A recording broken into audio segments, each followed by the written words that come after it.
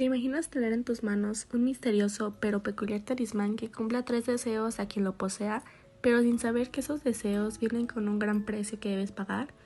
La pata de mono, The Monkey's Paw en inglés, es un cuento escrito por William Remark Jacobs, humorista británico en 1902. Se le conoce principalmente por uno de sus relatos macabros ya mencionado. Su primer hogar fue una casa situada en uno de los muelles sobre el río Támesis. Escritor de raíces populares, aprovechó sus experiencias de infancia y adolescencia para escribir cuentos y novelas cortas inspiradas en los marineros, pescadores y trabajadores de los muelles, que formaron parte de su vida cotidiana durante los primeros años de vida. En esta historia, la pata de un mono muerto es un talismán que cumple a quien la posea 3 deseos, pero los deseos vienen con un enorme precio. Su argumento cuenta la historia de la familia White, la madre, el padre y su hijo Herbert, que recibe la fatídica visita de un amigo, el sargento mayor Morris. Morris, recién llegado de la India, muestra a la familia White un fetiche, la pata de un mono, que trajo como recuerdo de sus viajes. Dice a la familia White que la pata concede 3 deseos a la persona que la posea, pero también advierte que el talismán está maldito y que aquellos que cumplen los deseos sufrirán terribles consecuencias.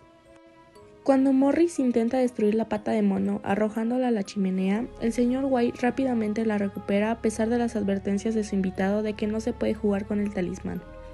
El señor White ignora las advertencias de Morris y conserva la pata de mono. Herbert entonces sugiere pedir como deseo 200 libras para pagar la hipoteca.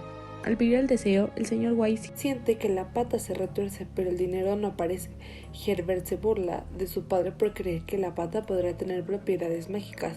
Al día siguiente, Herbert muere en un accidente destrozado al ser atrapado por una máquina mientras trabajaba.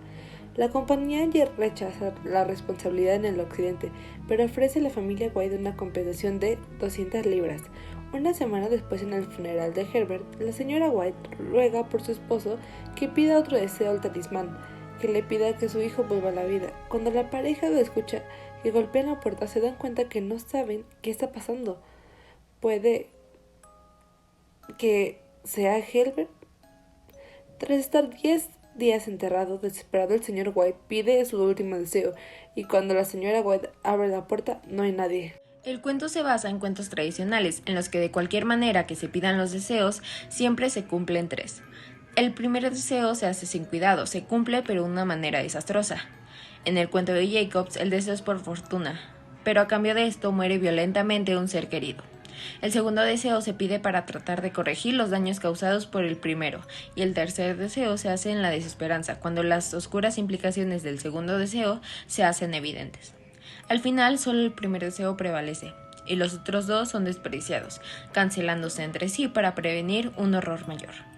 En otro sentido, este tipo de cuentos son parecidos a los de Fausto, en los que no hay una manera correcta de pedir los deseos para evitar que el diablo frustre a los que piden los deseos. En el cuento esta pata mágica, ya como lo cuenta el sargento Morris, un viejo faquir le puso los poderes mágicos, ya que él, siendo sabio, quiere demostrar que el destino gobierna la vida de los hombres y que nadie puede oponerse impunemente. Esto se cumple, ya que a pesar de las advertencias de Morris y de la muerte de su hijo, ellos siguieron queriendo usar la pata hasta el final. Se intuye que mueren. En nuestra realidad se ve mucho casos como la ambición desmedida, así como en la vida cotidiana que se presentan casos como estos, también en muchos ámbitos como en el deporte, en el trabajo, en la escuela, etc., en los que por buscar satisfacernos buscamos nuestro propio beneficio, a veces sin analizar las posibles implicaciones y consecuencias que conllevan.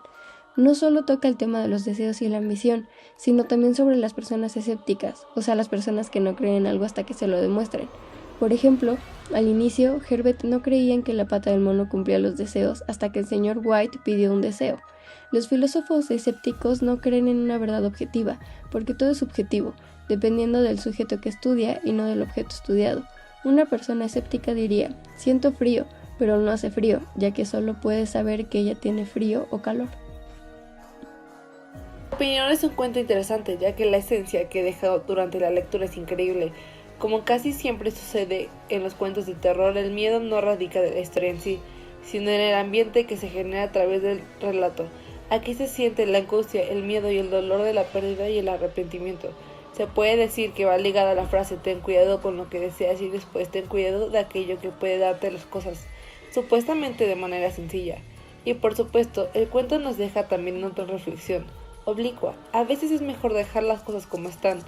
Esto es, aunque algo haya salido mal en ocasiones y intentar arreglarlo a través de los mismos medios, lo único que hará será agravar las consecuencias.